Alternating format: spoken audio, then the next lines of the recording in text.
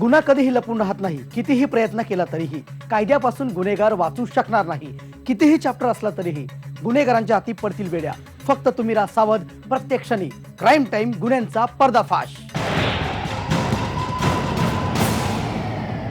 काही दिवसांपूर्वी छोट्या पडद्यावर आनंदी दिसणारी प्रत्युषा हिनं आत्महत्या केली आहे. आणि सर्वांना प्रश्न पडलाय की प्रत्युषानं असं का केलं. पण प्रत्युषाची आत्महत्या नाही तर हत्या केल्याचा आरोप तिच्या कुटुंबियांनी केलाय. त्यामुळे आरोपी असलेल्या राहुल राजसिंगची पोलीस कसून चौकशी करतायत. नात्यांची गुंतागुंत, आर्थिक चणचणीचा तणाव की मग घातपात अशा अनेक तर्कवितर्कांमध्ये आजही अडकली आहे बालिका वधू प्रत्युषा बॅनर्जीची कहाणी.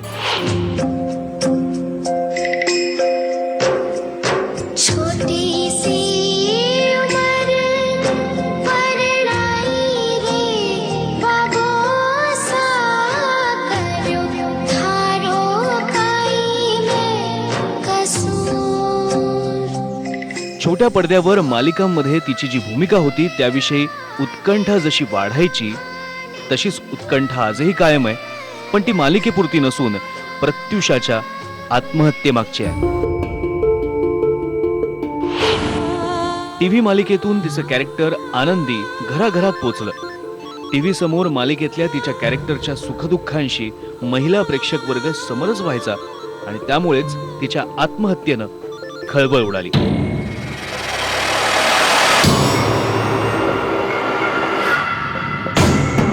तिच्या आत्महत्येमागची कारणं काय होती तीच आज आपण पाहणार आहोत. प्रत्येक अभिनेत्रीप्रमाणे प्रत्युषाचीही मोठी स्वप्न होती. या चंदेरी दुनियेत माझंही भक्कम स्थान असावं यासाठी तिने मेहनतीच्या जोरावर प्रयत्नही सुरू केले आणि ते प्रयत्न तिने यशस्वीही केले. बालिका वधू या टीव्ही मालिकेतून प्रत्युषा घराघरात पोचली. महिला वर्गात तिने आपलं वेगळं स्थान निर्माण केलं. कमी काळात प्रसिद्धी शिखरावर पोचलेल्या प्रत्युषानं आत्महत्या केली. आत्महत्या का, हेच तर मोठं रहस्य आहे. या आत्महत्येमागची घटना दाखवण्यासाठी आम्ही नाट्य रूपांतर केलंय. या घटनेदरम्यान या प्रकरणातला आरोपी राहुल राज सिंग यावर लावण्यात आलेल्या आरोपांना समोर ठेवून काही घटनांचं आम्ही नाट्य रूपांतरण केलेलं आहे. या नाट्य रूपांतरातून राहुलला आम्ही थेट आरोपी ठरवत नाही किंवा कोणताही निर्णय देत नाहीये. या नाट्य रूपांतराचा आणि दाखवण्यात येणाऱ्या प्रसंगांचा जसाच्या तसा अर्थ घेऊ नका. Take 2 1 2 action.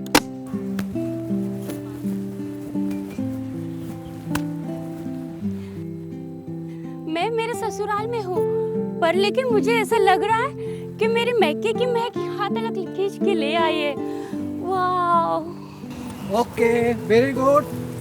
Next scene.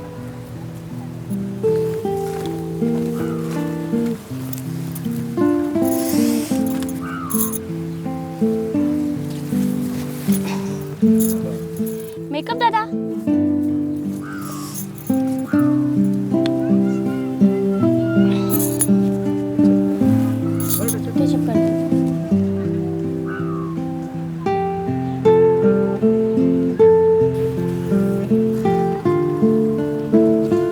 हे बघ, हा जो सीन आहे ना अत्यंत महत्त्वाचा सीन आहे हा.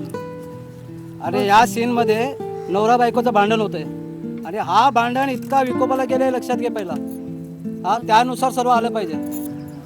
दोघांचे भांडणं का होतात? ही जी भांडणं आहेत ना या भांडणाला भरपूर कारणं आहेत. हे भांडणं आपण शक्यतो या एपिसोडमध्ये दाखवत नाही.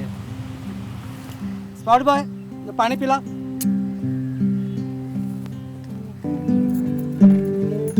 अगला सीन रेडी आहे सर. ओके.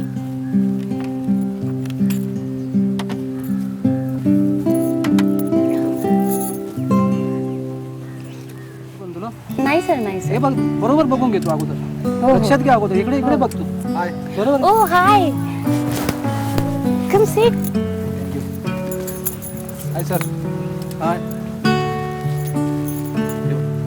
पूर्ण पहिलं बघू. काय ते लक्षात घ्या अगोदर. हो सर. मी काय बोलते ते लक्ष दे इकडे अगोदर तू. हो सर. आलं लक्षात तुझ्या? हो. मी कामाकडे लक्ष ठेव पहिला. बरोबर आहे. Okay okay sir. ठीक आहे. मग तुम्ही बघून घ्या. मी बोलून घ्या तुम्ही. ओके मी बोलतो नंतर तुमच्याशी. Okay sir. और बोलो सवेरे फोन किया था, फोन नहीं उठाया आपने। सॉरी मैं थोड़ा busy- प्रत्युषाची ओळख झाली ती राहुल राज सिंग या तरुणाशी. Oh, really? राहुल हा टीव्ही मालिकांचा निर्माता, त्यामुळे त्यांच्या भेटीगाठी वाढल्या. दोघंही लिव्ह इन रिलेशनशिप मध्ये राहायला लागले. प्रसिद्धी झोतात असलेल्या प्रत्युषा आणि राहुलच्या संबंधात काही ना काही छापूनही येऊ लागलं. Hey, hi. Oh, hi. How are you? I'm fine, yeah. बोल. मस्त मी पण. मी तुझा एक इंटरव्ह्यू वाचला. कुठलं मॅगझिन ते मला आठवत नाही बट खूप मस्त लिहिलं ना तुझ्याबद्दल आणि राहुलबद्दल. फार गॉसिपिंग चालू आहे बाहेर तुमच्या दोघांबद्दल. हो का? मला तुला एक सांगायचं आहे, म्हणजे मी तुला सजेस्ट करते बघ. तू एवढी मोठी आहेस, तुझं नाव आहे एवढं इंडस्ट्रीमध्ये, तर मग आता लग्न का नाही करून टाकत? यार कुठे मला लग्नामध्ये फसवते. माझ्या पुढे अजून भरपूर करिअर आहे यार. पण मला इतने मोठे मोठे पिक्चरचे ऑफर येतात आहे, एवढ्या सगळ्या गोष्टी होतात आहे आणि तू मला लग्न करायला बोलते. Listen, I know career and all सगळं आहे, पण तुम्ही लिव्ह इन रिलेशनशिपमध्ये आहात आणि आता हे जग जाहीर आहे, त्यामुळे तुला लग्न तर करायलाच पाहिजे. यार मी लग्न तर करणार आहे, पण पहिले करिअर. ठीक आहे, जस्ट अ मिनिट, मी फटाफट रेडी होते आणि आपण दोघे छानपैकी चहा प्यायला जाऊ. ओके.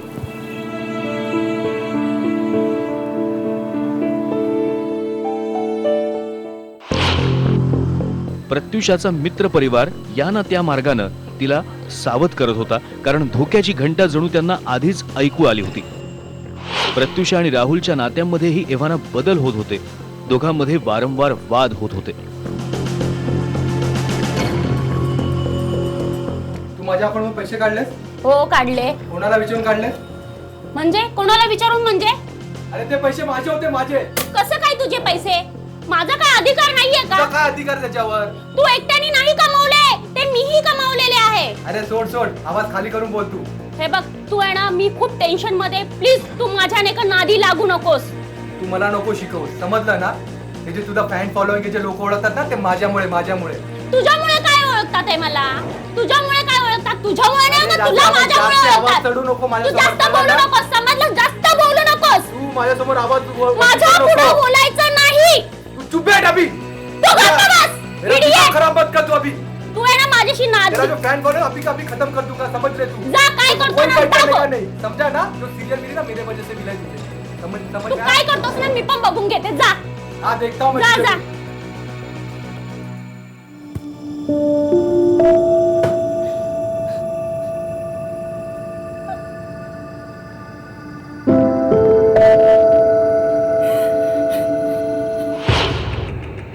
या वादातून राहुल प्रत्युषाला मारहाणही करायचा असंही सांगण्यात येतंय.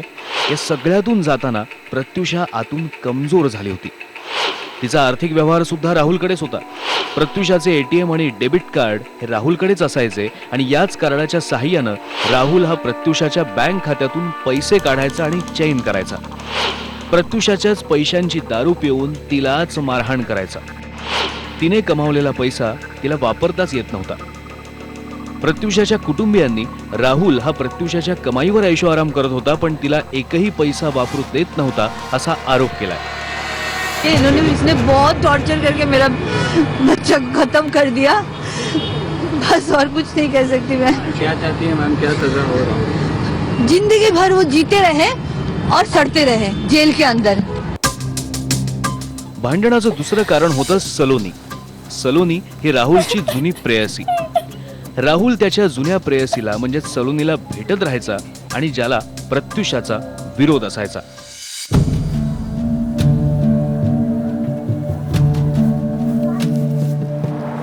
झाला तुझा चहा पिऊ? You have some tea? तुझा चहा तूच पी. अरे क्या हुआ इतना गुस्सा होने के लिए? हिरोईनचा फोन मला कशाला येतो सारखा सारखा? अरे मैं बात कर लूंगा उससे यार. काय बात करणार तू? अरे पता नहीं उसको. ती मला फोन करते आणि तुला सांगते तुझ्याशी बोलू नकोस म्हणून.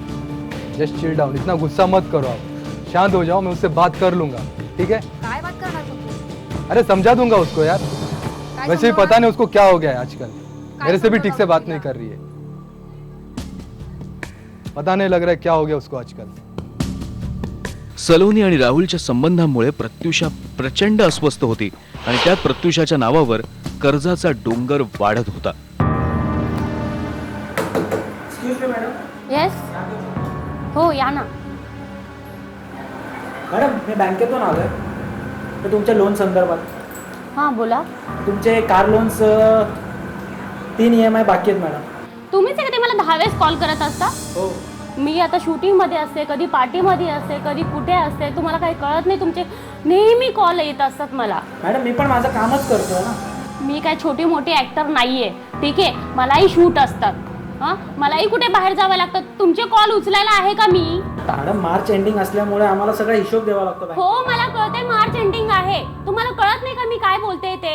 मी हे बघा पोलीस कंप्लेंट करणार तुमच्या नावाची. ठीक आहे मॅडम तुम्ही काही करा पण आम्ही आमचं काम करू. बँकेचे तुम्ही लोन मग कळतंय तर वळत का नाहीये? तुम्ही बँकेचे जे थकलेले हप्ते तुम्ही लवकरात लवकर पे करा, बस मला एवढं सांगा. माझं मी बघून घे. Get loss. ठीक आहे आम्ही पण आमचं बघून घेऊ. थँक्यू. प्रत्युषाच्या अडचणी वाढल्या होत्या. तिचं मन हलकं करण्यासाठी तिला मानसिक आधारही मिळत नव्हता. कारण राहुल तिला तुझी आई जादूटोणा करून लग्नामध्ये आडकाठी आणतीये, त्यामुळे तू आई वडिलांशी बोलू नकोस अशी ताकीद दिली होती असं आता सांगण्यात येत आहे. जानेवारी महिन्यात प्रत्युषा नातेवाईकांकडे राहायला गेली तेव्हा तिने हा प्रकार त्यांना सांगितला होता. मारहाणीचे व्रणही दाखवले होते, पण तिने डॉक्टरांकडे जायला विरोध केला. आत्महत्येपूर्वी ती नातेवाईकांकडे राहायला गेली तेव्हा सुद्धा राहुलने दारू पिऊन मारहाण केल्याचं नातेवाईकांनी पोलिसांना जबाबात सांगितलेलं आहे. दोघांमधली वाढत जाणारी वादांची ही दरी आणखी खोल होत चालली होती. त्यात काय काय सामावलं होतं ते आता हळूहळू बाहेर येत आहे. अखेर या सगळ्या परिस्थितीला तोंड देऊन हरलेल्या प्रत्युषानं नको तोच निर्णय घेतला. तिने गोरेगावच्या राहत्या घरी गळफास घेतला.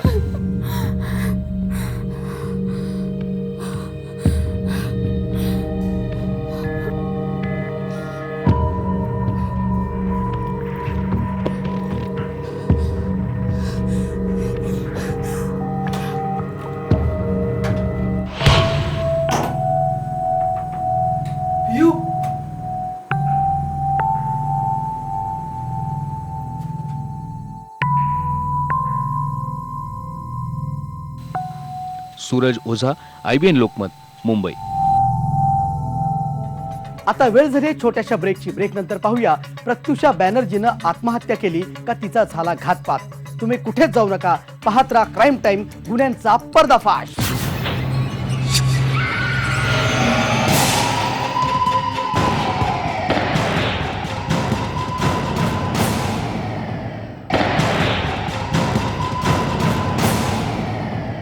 प्रत्युषा बॅनर्जीची कहाणी इथंच संपत नाही. तिनं आत्महत्या का केली आणि तिची हत्या झाली का, असे एक ना अनेक प्रश्न निर्माण झालेत.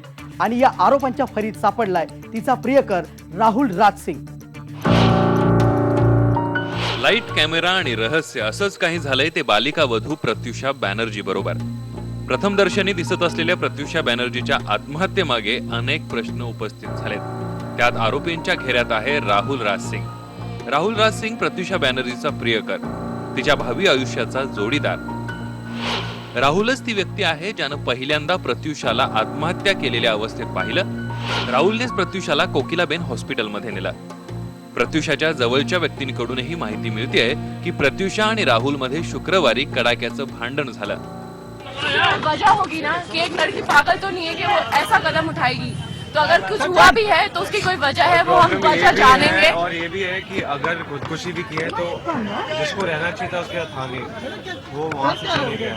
उसको तो रहना चाहिए था. हम दोस्त होके पूरी रात सो नहीं पाए हैं, ये सोच के हम मर रहे हैं. और वो अगर बॉयफ्रेंड है, अपने आप को बॉयफ्रेंड कहता है, साथ रहता है, वो लास्ट छोड़ के कैसे जा सकता है वहाँ से, समझ में नहीं आया. पॉवर कपल रियालिटी शोच्या पैशांवरून त्यांच्यात वाद झाला होता असं सांगण्यात येत आहे. त्या दरम्यान राहुलनं पोलिसांना काही माहिती दिली. 2 महिन्यांपूर्वी आम्ही या फ्लॅटमध्ये आलो. मी आणि प्रत्युषा लिव्ह इन रिलेशनशिप मध्ये राहत होतो. आम्ही दोघे लवकरच लग्न करणार होतो. राहुल देत असलेल्या माहितीवर पोलीस तसे समाधानी नाहीयेत. तर त्या फ्लॅटमधून पोलिसांनी 2 मोबाईलही ताब्यात घेतलेत. त्याचप्रमाणे राहुल आणि प्रत्युषाचे SMS, व्हॉट्सअप, फेसबुक, ट्विटर तसंच सोशल मीडियावरील संभाषण पोलिसांनी फॉरेन्सिक सायन्स लॅबकडे तपासासाठी पाठवलेले आहेत. तर आत्महत्येपूर्वी तिने काही जवळच्या व्यक्तींना आणि नातेवाईकांना फोन करून राहुलच्या जाचाचा पाढा वाचल्याचंही सांगण्यात येत आहे. सलोनी के वजह से उन्हें ये लगने लगा था और जो काम्या को उन्होंने बोला था कि he was cheating on her. She was in a mess of a relationship. एक लड़की आती है जो रात के 3 बजे दरवाजे खटखटाती है, चीखती है, गालियां देती है, कभी रास्ते में पकड़ लेती है, धक्का दे देती है. एक ऐसा लड़का जिसके साथ आप हो, जिसने आपको भरी पार्टी में सबके सामने थप्पड़ खींच के मारा है, आप प्राइवेटली वो क्या करता हमें नहीं मालूम क्योंकि हम घर के अंदर थे नहीं, but publicly he slapped Pratyusha. So she वाज इन अ रिलेशनशिप जिससे वो बाहर निकलना इसलिए नहीं चाहती थी एक टाइम तक क्योंकि उसे लगता था चीट नहीं कर रहा, लेकिन कैसा भी है मुझे इसको निभाना है because I don't want people to think I was in a relationship and I am getting out of a relationship. Most of the time girls just wanted to somehow work. Basically वो इस relationship पे give up नहीं करना चाहती थी, वो चाहती थी कि चीजें वर्कआउट हो. राहुल की बहुत सारी गलतियों के बावजूद वो कहती थी कि नहीं वो सुधर जाएगा, ठीक हो जाएगा. और जिस तरीके से सलोनी टॉर्चर करती थी, ऐसा लगता था कि टाइम कोऑर्डिनेटेड है. ऐसा लगता था कि जैसे राहुल सलोनी को ये कहता था कि अब मैं घर से बाहर जा रहा हूँ, अब तुम आके इसको टॉर्चर करो. और जब वो आती थी और प्रत्युषा जब राहुल को फोन करके कहती थी कि सलोनी आई है और वो मुझे परेशान कर रही है, तो वो कहता था मैं आता हूँ, और वो आता नहीं था. उसका फोन 2-3 घंटे तक बंद हो जाता था. या घटनाक्रमात प्रत्युषाच्या कुटुंबियांनी आणि नातेवाईकांनी राहुलला जबाबदार धरलंय. पण पोलिसांच्या संपूर्ण चौकशीनंतरच प्रत्युषा बॅनर्जीची आत्महत्या आहे की घातपात हे समोर येईल. सूरज ओझा, IBN लोकमत, मुंबई.